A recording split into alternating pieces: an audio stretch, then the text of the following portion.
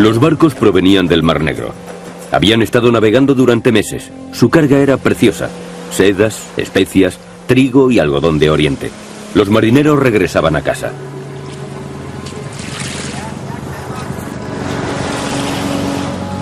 Desde Génova, a través del Mediterráneo y el Mar Negro, habían comerciado con los mercaderes del desierto de Cafa. El viaje de vuelta había sido una pesadilla. Pero sin saberlo, llevaban un polizón a bordo. Los marineros llevaron consigo una enfermedad que infectaba a todos los que hablaban con ellos, causándoles la muerte. El monje Michele da Piazza observó el comienzo de la catástrofe que iba a estremecer a Europa y lo escribió todo. Solamente sobrevivieron 10 marineros del millar que partió, y al hablar esparcieron el veneno. Los cadáveres permanecían sin tocar en las casas, nadie osaba acercarse a ellos. Las gentes huían de las ciudades y acampaban en los viñedos. El gran misterio.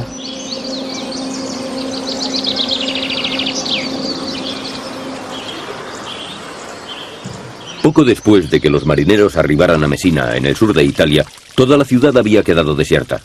Lo mismo ocurría en las demás ciudades de Europa. La gente moría o huía. Los muertos eran enterrados a capas en fosas comunes, si es que quedaba alguien para enterrarlos. Las campanas tañían en los funerales, pero al no prestar ayuda, dejaron de repicar. Flotaba un silencio opresivo.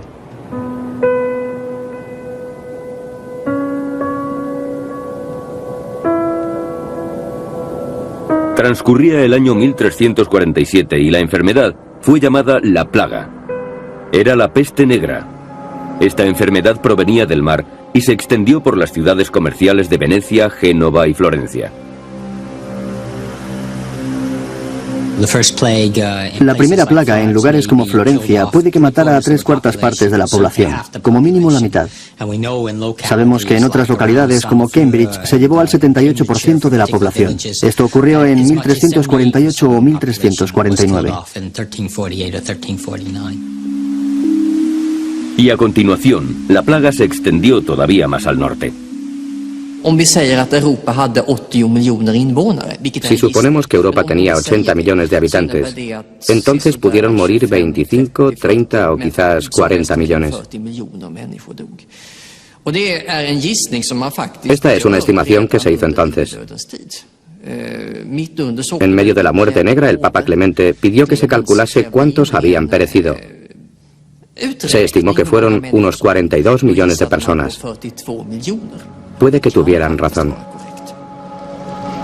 La plaga azotó a nuestros antepasados durante 400 años, pero en 1743, después de un último ataque a Europa, en el mismo lugar donde había surgido, en la costa próxima a Medina, desapareció. Para entonces, había cambiado la faz de Europa para siempre. Controló la población de Europa, que era más o menos el mundo civilizado occidental. La controló con mano de hierro.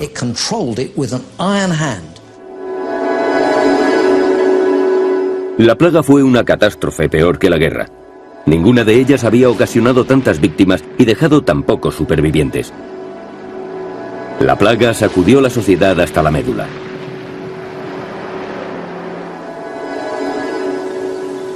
¿Alguien leyó alguna vez en los libros de historia que las ciudades fueran abandonadas y que los campos quedaran desiertos? La campiña estaba recubierta de cadáveres. El mundo entero estaba gobernado por una espantosa soledad. La gente no sabía lo que estaba pasando. Creía que era la obra de Dios para castigar sus pecados. Debió tratarse de una muerte solitaria y horrible. La plaga no fue solamente una catástrofe para la sociedad, también fue algo horrible para los que murieron. Algunos de ellos no tenían ni dónde morir. Caían entre otros cadáveres en la calle. Fue una enfermedad realmente terrible, la más espantosa de las muertes. Acababan con los órganos internos licuados. Fue algo tan espantoso que la gente debió volverse loca por temor a la plaga. La peste negra sobrepasó cualquier catástrofe conocida. Durante los 400 años que azotó al continente, la enfermedad fue un misterio. Durante esos 400 años, los europeos exigieron una explicación. Debió afectar el pensamiento de las gentes. Debió forzarles a hacerse preguntas, a enojarse. ¿Qué está ocurriendo? ¿Qué pecado hemos cometido?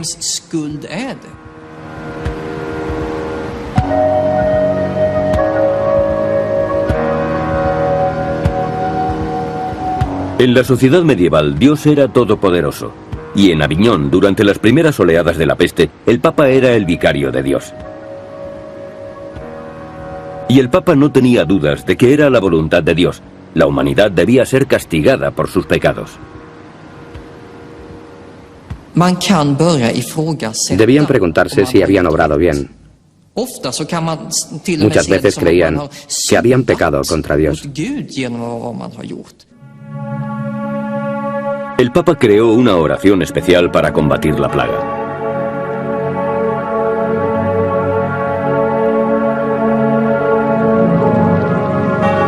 Oh Señor, ordenad al ángel vengador que contenga su mano para que la tierra no quede desierta y perdáis a todos vuestros siervos. Te suplicamos humildemente que retiréis la llama de la ira.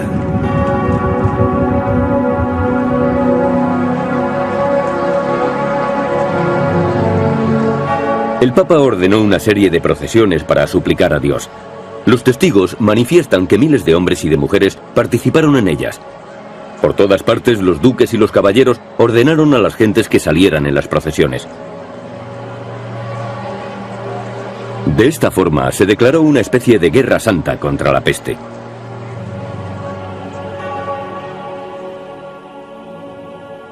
Pero era evidente que la plaga azotaba una y otra vez y que la Iglesia, la autoridad suprema, no podía ayudar a las personas afectadas.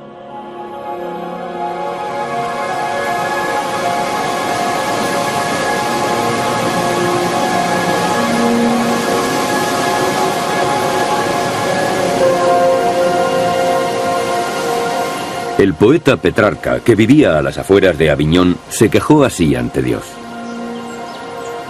Se oculta a nuestro entender por qué nuestro siglo ha merecido semejante castigo. La razón por la que tomasteis esa decisión no es accesible a la razón humana. Es un misterio. La necesidad de respuestas y de tratamientos creció. Muchos rechazaron a la Iglesia y fueron a consultar a los médicos. Los mejores estaban en las grandes universidades europeas: París, Montpellier y Padua. Eran médicos auténticos, como hoy lo entendemos, educados en la universidad, en el seno de la medicina hipocrática. Habían estudiado el funcionamiento del cuerpo y el porqué de las enfermedades, aunque sus estudios se remontaban a la medicina griega y romana. Pero aquellos médicos eran filósofos, no conocían la práctica. Sus herramientas eran libros escritos hacía 1000 años, y ahora debían enfrentarse a un problema desconocido cuando aquellos tratados fueron escritos. Se les presentaba un nuevo desafío. El rey de Francia consultó a los mejores expertos del momento de la Universidad de París. Aunque nos basamos en los mejores doctores antiguos y modernos, en los astrónomos y en los médicos, no podemos explicarlo todo, porque el conocimiento absoluto es imposible. Pero creemos que la primera causa de esta plaga fue y es la distribución de las constelaciones del cielo.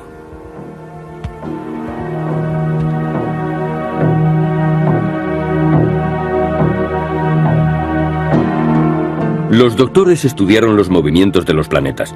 Cada uno de ellos tenía sus atributos. Y estos atributos podían acarrear consecuencias catastróficas para la humanidad. Los médicos de París dijeron que todo había ido mal 3 años antes de la plaga.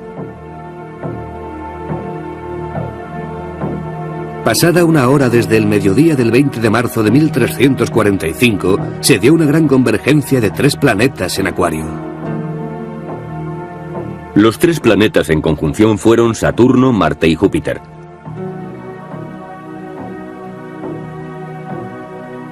Saturno y Marte eran malvados y hostiles, y tanto Marte como Júpiter eran planetas calientes. Por eso hubo un exceso de calor y maldad que empeoró al coincidir los tres en Acuario.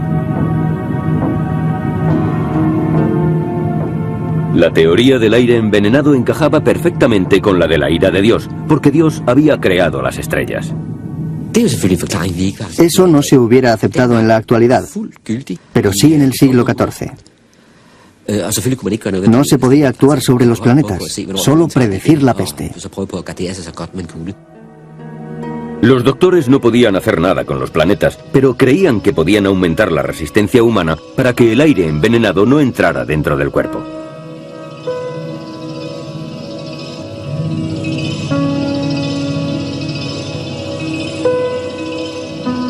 El hombre estaba constituido por 4 fluidos corporales o humores: la bilis negra y la amarilla, la sangre y la flema. Tanto por exceso como por escasez de uno de ellos, la salud sufriría un desequilibrio.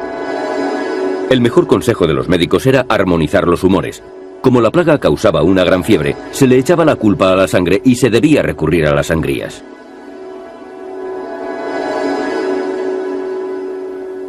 A aquellos que hayan sido infectados se les deberá practicar inmediatamente una sangría hasta que queden inconscientes. Una sangría inadecuada hace que el veneno actúe.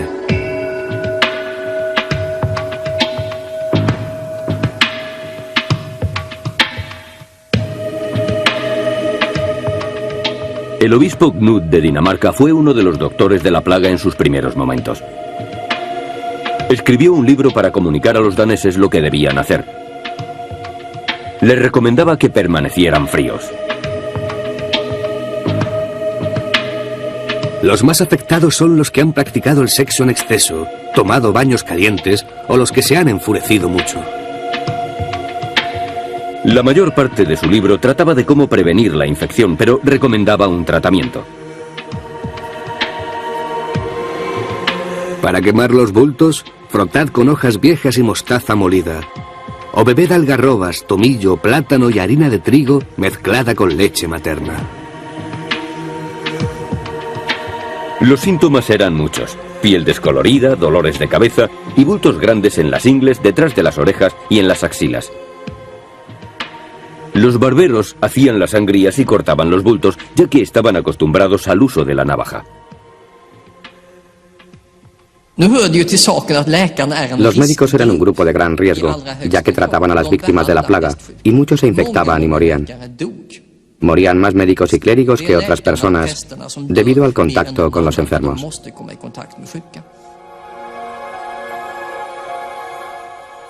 No importaba lo que los médicos recomendaran, la gente seguía muriendo. Boccaccio dijo acerca de las habilidades médicas o de la falta de ellas durante la primera plaga: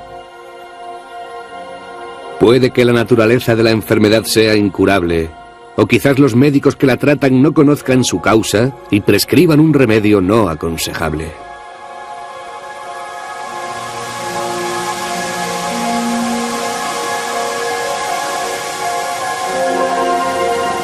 Conforme el tiempo pasaba, la peste hacía estragos. La gente acabó perdiendo la fe en la iglesia y en la medicina. Se necesitaba a alguien que pensara de forma diferente en términos prácticos. Alguien que no filosofara. Gente que pudiera preparar a las ciudades contra el colapso antes de que la mitad de la población muriera y la otra mitad estuviera aterrorizada.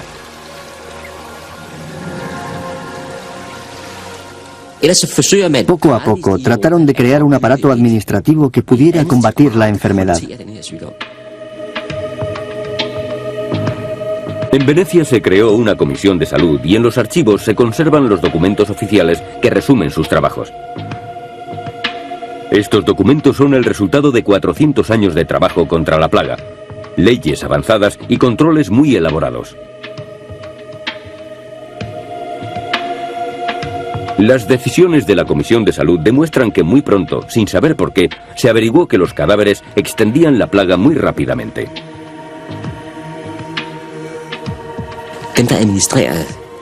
Los que administraban la ley actuaban bajo una suposición, que la enfermedad era contagiosa.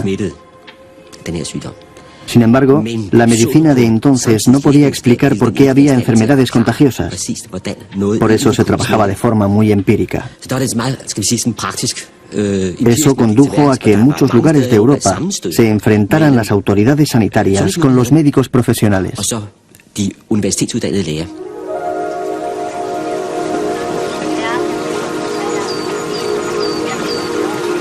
La Comisión de Salud de Venecia creó 3 comunidades para los infectados. Eran alojados en islas deshabitadas en la Albufera, a las afueras de Venecia. La primera comunidad era para los muertos. Los hombres remaban por la ciudad llevando los cadáveres desde las casas abandonadas hasta islas fuera de la ciudad. Se cavaron fosas muy profundas para arrojar los cuerpos en ellas. La segunda comunidad era para los enfermos. Se convirtió en el primer hospital de Europa contra la peste. No se esperaba que salieran con vida los que eran enviados allí.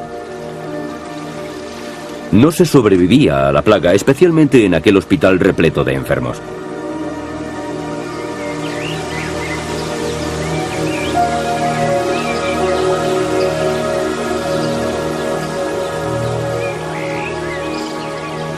La Comisión de Salud de Venecia fue pionera en la lucha contra la plaga y además inventó la cuarentena.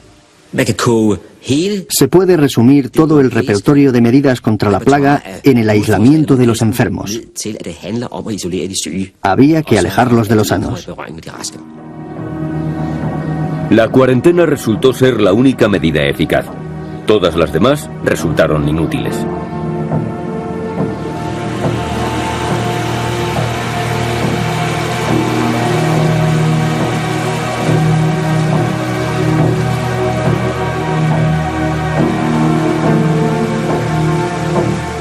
El Lazareto Nuovo se convirtió en la primera institución de cuarentena de Europa. El Comité de Salud había comprobado que la peste llegaba en los barcos mercantes. Los marineros extranjeros eran confinados y vigilados aquí por guardias armados. Si tan solo un tripulante caía enfermo, toda la tripulación era mandada al hospital de la plaga.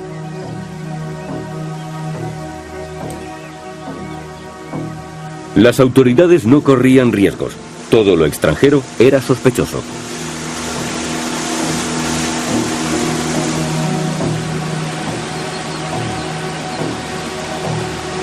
Las autoridades parecían acertar aislando a los enfermos y a los sospechosos, evitando que pudieran propagar la enfermedad. Pero la gente tomaba sus propias medidas. Tenían ideas secretas acerca de lo que había que hacer con la enfermedad.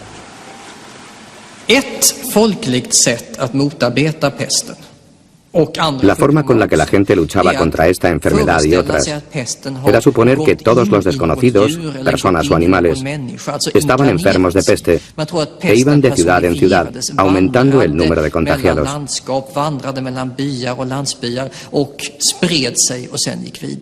Tenemos diferentes informaciones de que esto ocurría en el norte de Europa. Hay muchas historias de esta clase en Suecia, Dinamarca y Finlandia.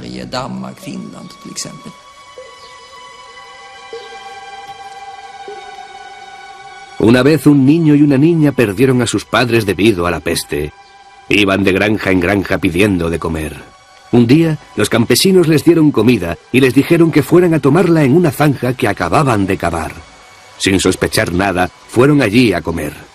A continuación, los campesinos empezaron a rellenar la zanja mientras el niño les gritaba: ¿por qué echáis tierra a mi comida? No podíamos creerlo cuando lo leímos por primera vez. Nos parecía que eran cuentos imaginarios.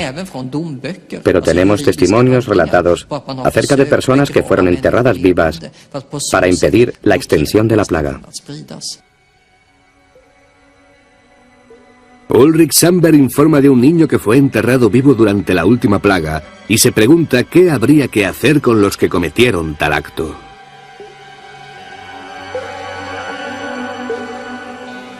La historia nos parece hoy increíble, pero no entonces, cuando los enterramientos en vida eran la pena de muerte. 1 de junio de 1499. Se juzgaba a una sirvienta, Gunilda. Había admitido que había robado a un campesino y no negó que también había quemado su granja.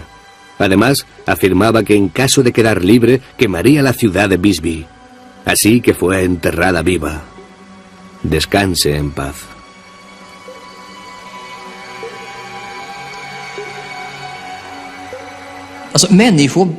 La gente se volvía loca ante catástrofes como esta. Y no es de extrañar, porque una locura similar se da en nuestros tiempos.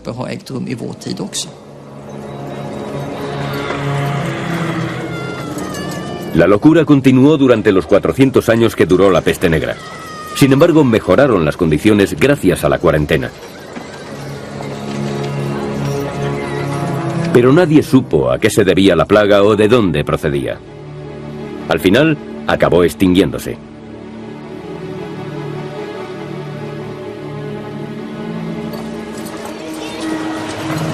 Pasaron 250 años después de su desaparición hasta que surgió una explicación científica. Un día de 1894, un joven científico llegó a Hong Kong. Se llamaba Alexander Yersin y había ido a estudiar una bacteria después de la aparición de una peligrosa plaga bubónica en la colonia británica. Yersin no lo dudó. Había encontrado la bacteria que causó la peste negra. Escribió de manera entusiasta a su madre y su descubrimiento fue publicado en una revista científica. La peste bubónica actual presenta los mismos síntomas que la peste que redujo drásticamente la población de la Europa occidental. Unos pocos años más tarde, Yersin pareció identificar también el vehículo propagador de la enfermedad: las ratas negras. La ciencia había descubierto que las pulgas que llevaban en la piel eran portadoras de la bacteria.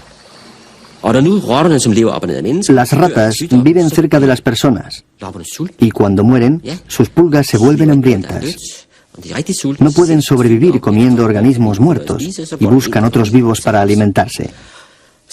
Si alguien pasa por allí, la enfermedad se extiende. El descubrimiento de la causa tuvo graves consecuencias. La creencia de que era la misma enfermedad que había causado la peste europea originó que se invirtieran sumas enormes en la investigación de la peste bubónica, una enfermedad solamente conocida en países ajenos a Europa como India y China.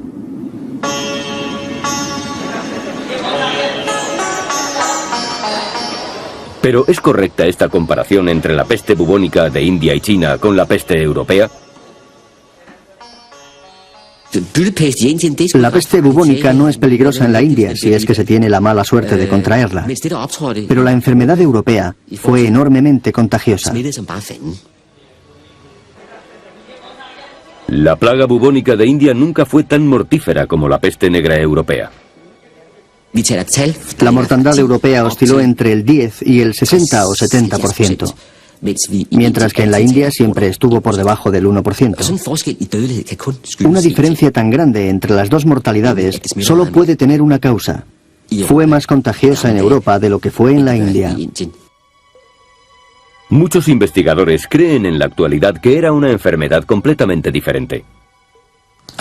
Yo diría que no existen pruebas de que fuera la plaga bubónica.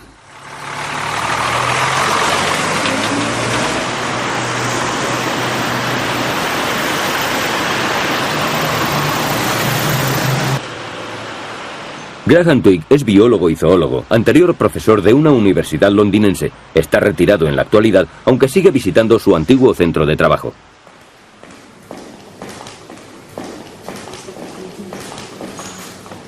Cuando publicó su libro sobre la peste negra a mediados de los años 80, sabía lo que le esperaba. Alguien me dijo, si publicas ese libro, atraerás sobre ti a toda la FLAC. La FLAC es la artillería antiaérea. El libro de 1985 de Graham Twigg desafió frontalmente al concepto establecido que se tenía de la enfermedad. Graham es sin duda el padre de la idea de que la peste bubónica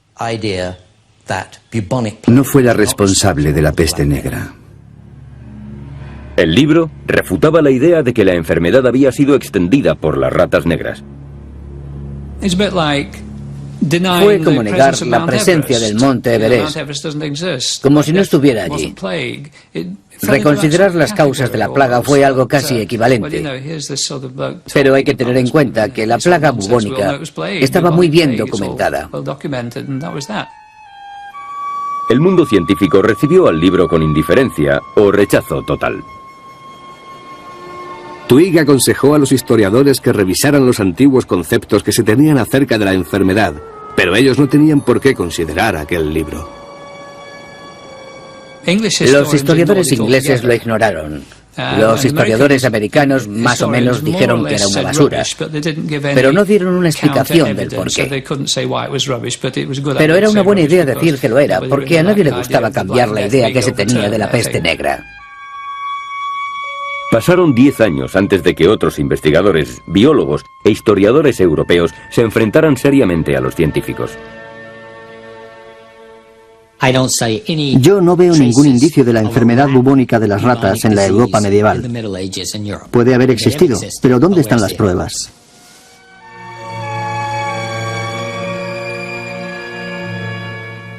Samuel Cohn ha leído más de 40.000 documentos de archivos europeos, estadísticas, crónicas, testamentos, diarios y otros escritos medievales. No ha podido encontrar enfermedades transmitidas por las ratas. Por eso propone una teoría de por qué se mantuvo aquella idea. Existe toda una mitología que se ha desarrollado. La gente necesitaba encontrar un culpable para esta gran mortandad. Para ello se busca un probable sospechoso y se escribe sobre estas sospechas.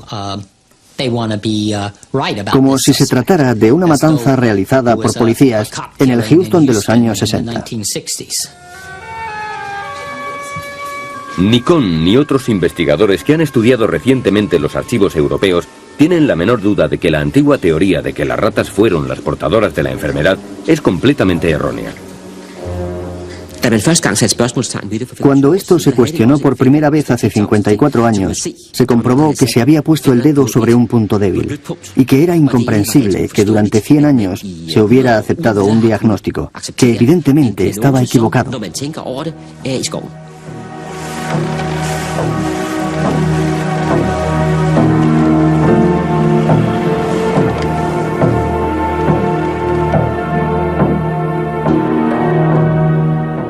Había sido un síntoma en particular el que hizo que la ciencia ligara la enfermedad de India y China con la peste. El bubón, una hinchazón.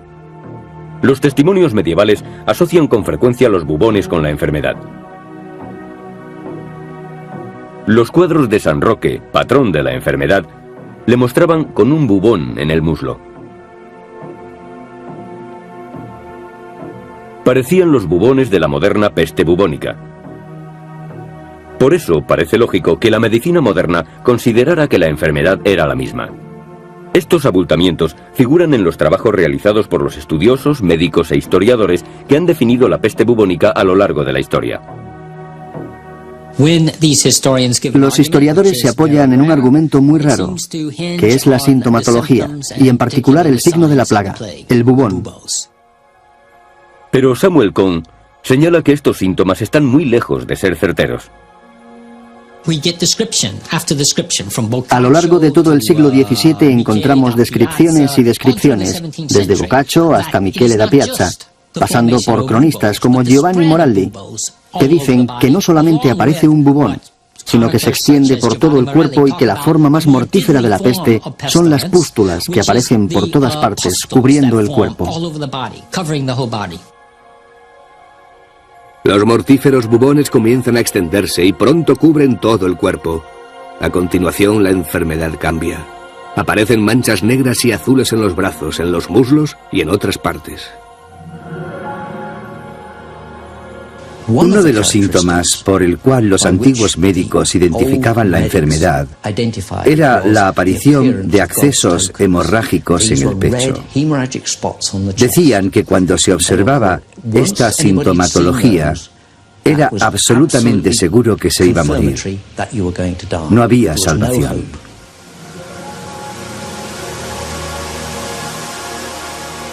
La plaga bubónica en India y China a finales del siglo XIX ha sido una de las mejores estudiadas por la medicina.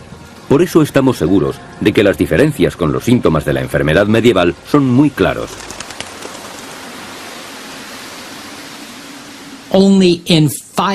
Solamente en un 5% de los casos mortales, las víctimas desarrollaron más de un bubón. Además, entre el 60 y el 70% de los bubones salieron en la ingle. Estos dos síntomas no se dieron en la peste negra medieval.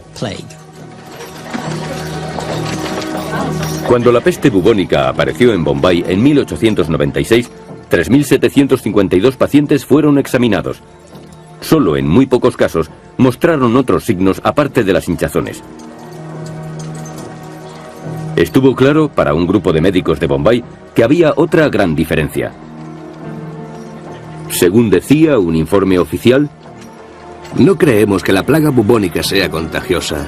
Ninguna de las 400 personas que visitaron a los enfermos se contagiaron. No hay entre ellas ningún caso de persona infectada. Esto es muy diferente de la plaga medieval, en la que estaba claro que el contagio era de persona a persona. Pero esta diferencia fue olvidada, y la teoría de las ratas y de la plaga bubónica se impuso en el público, en las escuelas, universidades y entre los investigadores, hasta que un día de 1980... Muchas de estas cuestiones surgieron al dar clase. Hubo estudiantes que me hicieron esta pregunta. ¿Cómo es posible que esta enfermedad semitropical pudiera tener tanto éxito causando la peste en la Europa de la mitad del siglo XIV?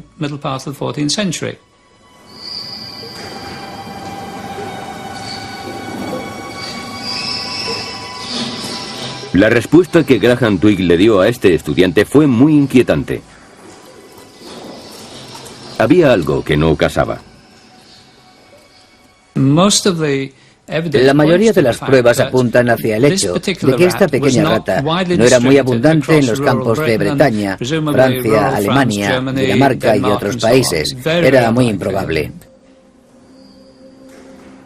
La rata negra no hubiera podido sobrevivir en grandes extensiones de Europa y no existía un número suficiente para desencadenar la epidemia. Para que se pueda desencadenar una epidemia como la de la peste negra, no solamente unos pocos casos, sino una auténtica epidemia, se necesita una temperatura de más de 20 grados centígrados durante varios meses. No creo que eso ocurriera en el norte de Europa.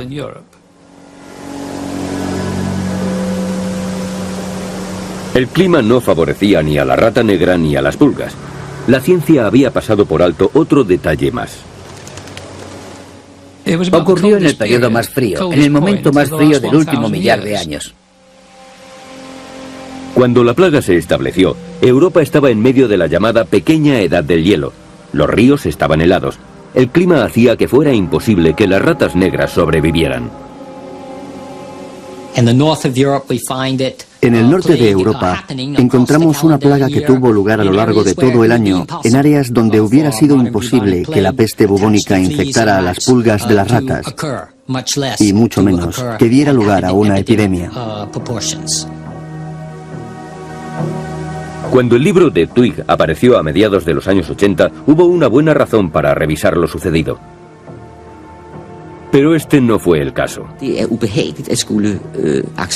No es agradable que cuando algo que parecemos comprender bien se convierte en falso, debamos abandonar un conocimiento que dábamos por seguro y abrir un gran interrogante. Pero Graham Twigg cometió un gran error cuando presentó sus investigaciones. Al final de mi libro puse unas palabras, realmente una sugerencia, de que el anthrax podría ser una alternativa. Hay muchos parecidos entre el anthrax y la peste. Incluso en tiempos modernos hubo dificultades para distinguir ambos. Twigg es un experto en ratas, no en enfermedades. Su referencia al anthrax era fácil de combatir y le dio a sus críticos la oportunidad de rechazar todo el libro. Creo que lo malo no fue lo que cada uno pensara acerca de la idea, sino que no hubo debate. Había esperado que se hubiera originado un debate, cartas de un lado para otro comentando las pruebas, pero no hubo nada de eso, solo un silencio sorprendente. Fue un travesti de la justicia, muy desafortunado. Luchó en una batalla solitaria. La investigación de Graham Twigg demostró que la rata negra no podía haber extendido la peste negra por Europa. Las pruebas lo demostraban. En lugar de eso, afirmaba que la enfermedad se propagó de persona a persona, no por medio de pulgas y ratas. Pero la ciencia se aferraba a esa teoría. Decían que serían otras pulgas y otras ratas, pero incluso esta última teoría se enfrentaba a otro gran problema.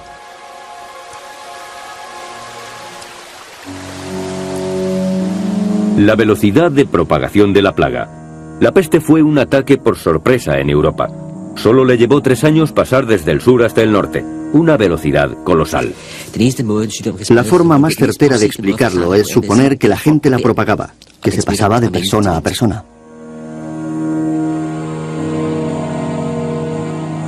Pero cuando la peste bubónica atacó a Hong Kong en 1894, tardó 40 años en viajar unos pocos miles de kilómetros.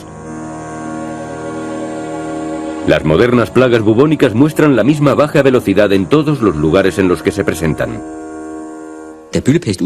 La plaga bubónica de África se desplazó a 20 kilómetros por año. La muerte negra lo hacía entre 2 y 8 kilómetros por día. Las características importantes de la peste, la velocidad y el modelo de actuación no señalan a las ratas. Además, las últimas investigaciones se basan en un hecho clave. La mayor parte de la historia de la peste se guarda en los archivos europeos. Todavía quedan nuevas claves por descubrir. La peste es como un crimen. Las pistas en el escenario del crimen son importantes, pero aún lo son más las que quedan por descubrir.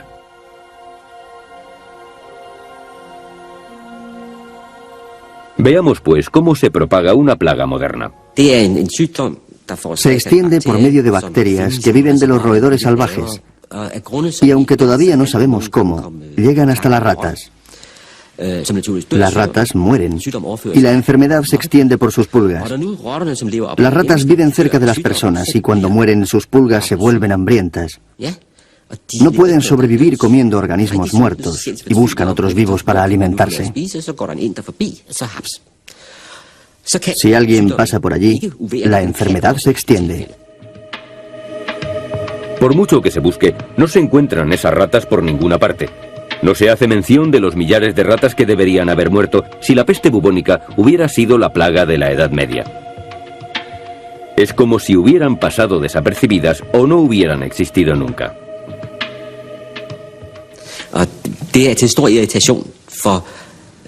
El argumento principal que irrita tanto a los historiadores que defienden la teoría de la plaga bubónica es que no hay relatos de ratas muertas.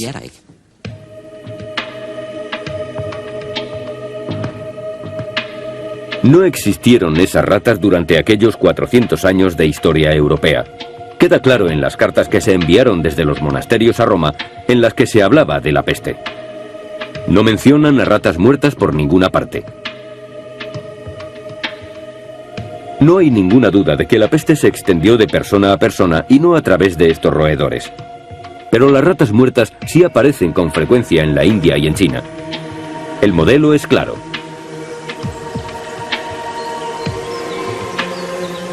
Antes de que la enfermedad ataque a las personas, aparecen ratas muertas a centenares de millares. El modelo es tan evidente que la gente ha aprendido a reaccionar. Las ratas son un aviso. La gente huye a los buques para evitar la infección. Podríamos preguntarnos si la peste bubónica se podría extender sin la ayuda de muchas ratas. Es fundamental para la epidemia bubónica que la epidemia de las ratas y su posterior muerte preceda a la humana. Los defensores de la teoría de las ratas dicen que en la actualidad la plaga neumónica existe también. Es una plaga que se extiende de persona a persona, pero que solamente se desarrolla después de una plaga bubónica y por consecuencia después de la muerte de las ratas.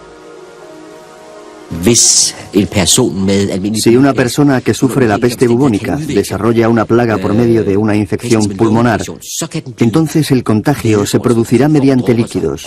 Por lo tanto, será extremadamente mortal y muy infecciosa. Pero aunque es una de las enfermedades más infecciosas que se conocen, es muy breve, porque se muere 48 horas después de haberla contraído. Una extraña plaga de neumonía azotó a Manchuria en 1921. Pero aquí la mortalidad fue pequeña también. La plaga no llegó muy lejos. Los investigadores han descubierto nuevas formas de resolver el rompecabezas de la plaga. Han examinado el ADN de los dientes de las víctimas sepultadas. Tratan de encontrar bacterias. Un grupo de investigadores franceses cree haber descubierto una de las claves.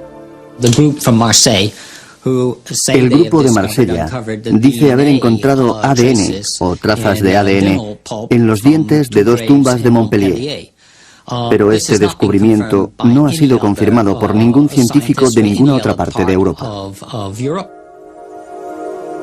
El método francés es complicado y tiene detractores. Investigadores daneses e ingleses han buscado la misma bacteria sin encontrarla. Y aunque la encontraran, el misterio sigue sin resolver. ¿Cómo una bacteria extraña que no ha causado muertes masivas durante más de 100 años originó la mayor epidemia de la historia europea?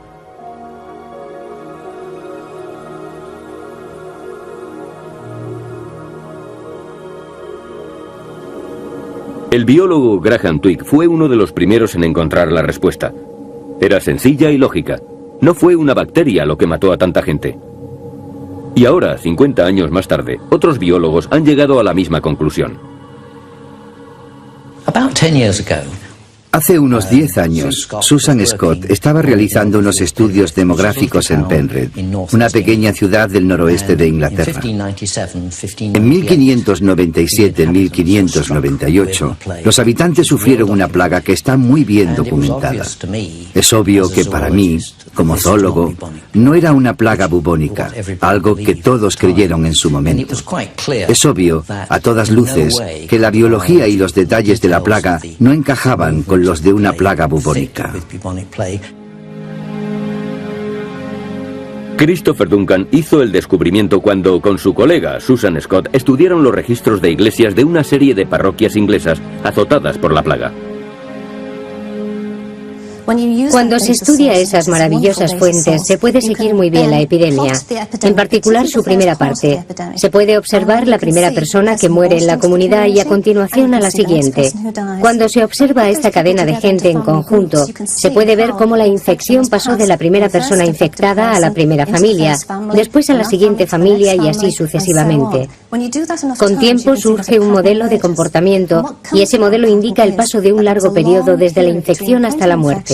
Transcurren 37 días. Una vez observado este ciclo, se observa el mismo en todas las personas objeto del estudio.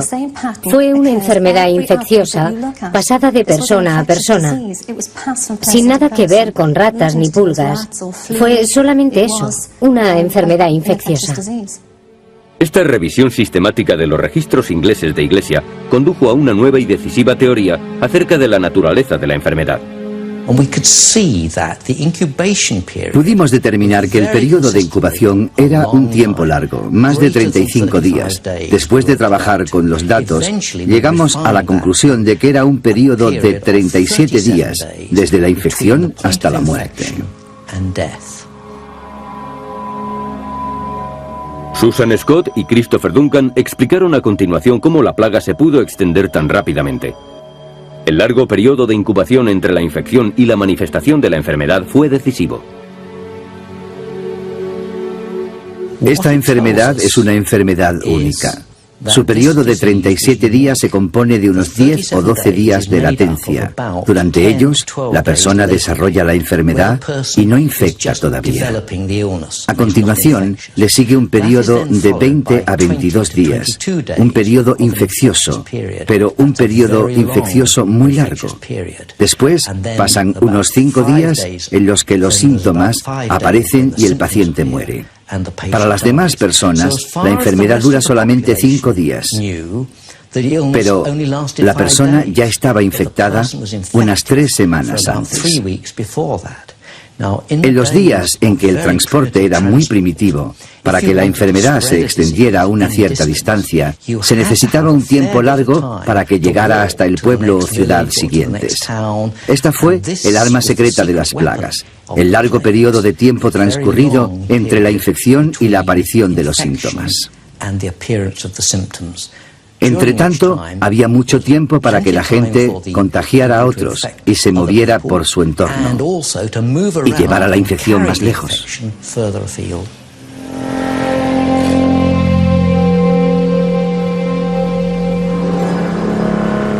Los 37 días fueron la clave para combatir la enfermedad por medio de la cuarentena. Las autoridades habían decidido que la gente debía pasar 40 días en una estación de cuarentena a las afueras de Venecia. La palabra cuarentena proviene de 40 en italiano. Parece obvio, pues, que las autoridades medievales descubrieron muy pronto el modelo de actuación de la enfermedad y basaron en él sus medidas. Lo descubrirían por prueba y error. Debieron descubrir que si nadie mostraba los síntomas durante 40 días, desde que la última persona había muerto, estaban seguros. Debieron descubrir que después de 40 días la enfermedad desaparecía de la comunidad para siempre, al menos hasta la siguiente plaga. Los 40 días de la cuarentena se ajustan muy bien a una enfermedad que se manifiesta 37 días después de la infección. La cuarentena fue la clave vital para detener el contagio de la peste. Pero Duncan cree que existe otra razón por la cual desapareció la epidemia. La población de Europa, sujeta a oleadas sucesivas de la peste durante 300 años, desarrolló inmunidad a la enfermedad. Probablemente, una gran parte de ella se hizo resistente a la peste, porque había heredado un mecanismo mediante el cual la enfermedad no podía entrar con efectividad en sus cuerpos. Creo que esto fue uno de los motivos principales de la desaparición, que el número de personas sensibles a la enfermedad se había reducido sustancialmente.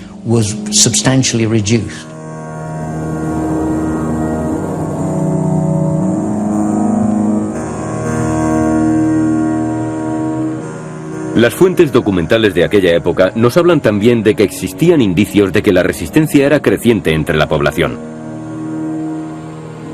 Después de 40 años de peste, el médico del Papa, Raimundo Cialmelli de Vivario, escribió: En 1348, 2/3 partes de la población estaban infectadas y casi todos murieron. En 1361, la mitad estaba infectada y pocos sobrevivieron. En 1371, la 10ª parte contrajo la enfermedad y muchos sobrevivieron.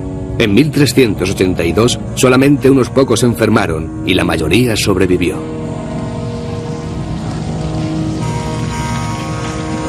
Las últimas investigaciones ofrecen una nueva visión de la naturaleza de la enfermedad que mató a millones de europeos.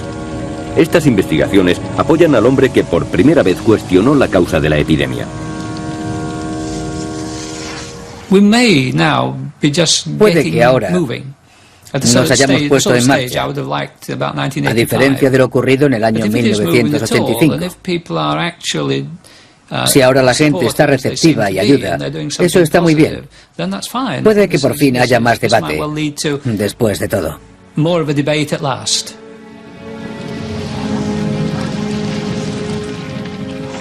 Si los investigadores, 350 años después de la desaparición de la enfermedad, siguen tratando de resolver el misterio, se debe en parte a que la catástrofe cambió a Europa para siempre. Fue el mayor factor demográfico durante más de 300 años. Controló la población de Europa, que era más o menos el mundo civilizado occidental con mano de hierro. Tan pronto como la población iniciaba una recuperación, había gente suficiente para otra epidemia. De esa manera, Europa solamente pudo crecer muy lentamente.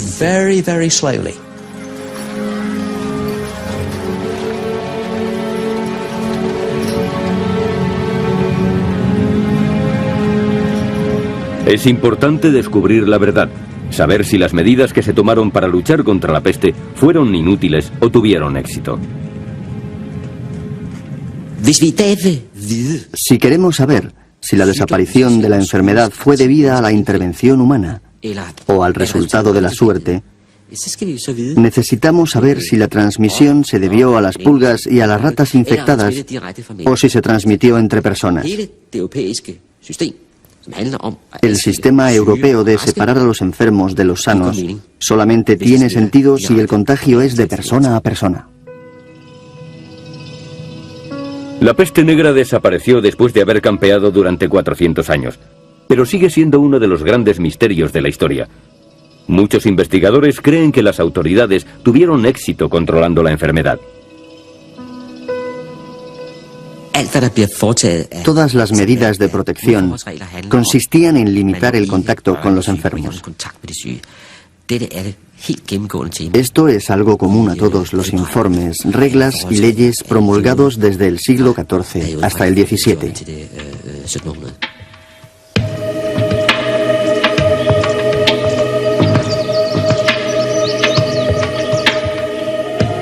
Este muro, situado en el sur de Francia, podría ser una buena indicación de que la enfermedad se propagaba entre personas y de que se trasladaba con los movimientos de las gentes. Fue construido durante una epidemia en 1721. Los que lo construyeron comprobaron que sus esfuerzos rendían frutos. Al final, la plaga no se extendió más allá del norte de Provenza. Creo que es importante confirmar que fue una idea dirigida a este fin, porque se trataría de la intervención del Estado en favor de la salud de las gentes. Por eso hemos acuñado la expresión salud pública, por la cual debemos obedecer reglas comunes que limitan nuestro comportamiento. La peste negra cambió Europa al obligarla a luchar contra ella e impedir el desastre. Un ejemplo, el muro de la plaga. Quizá esa eficacia al actuar fue la que hizo que la peste desapareciera. No se conoce con certeza la naturaleza de la enfermedad o de dónde provenía. Pero a Christopher Duncan le encanta exponer su opinión. Yo creo que fue una enfermedad emergente que se originó entre los mamíferos africanos y que después pasó a los seres humanos y se convirtió directamente en una enfermedad contagiosa. La mayoría de las terribles enfermedades, como el ébola, gripe, etc., se originaron de esta manera. Las llamamos zoonosis. Creo que se originó así, probablemente en el Valle del Rift, cerca de Etiopía. Luego viajó por el Nilo y se transmitió al principio en barco, a través del Mediterráneo, como la muerte negra, desde el Levante, Alejandría, Egipto, hasta Mesina, para extenderse por toda Europa.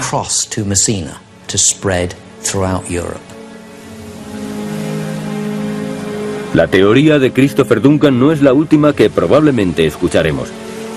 Otros investigadores apuntan que pudo haber varias enfermedades que azotaron Europa durante los 400 años de la peste. Pero con toda probabilidad hay un causante al que podemos absolver.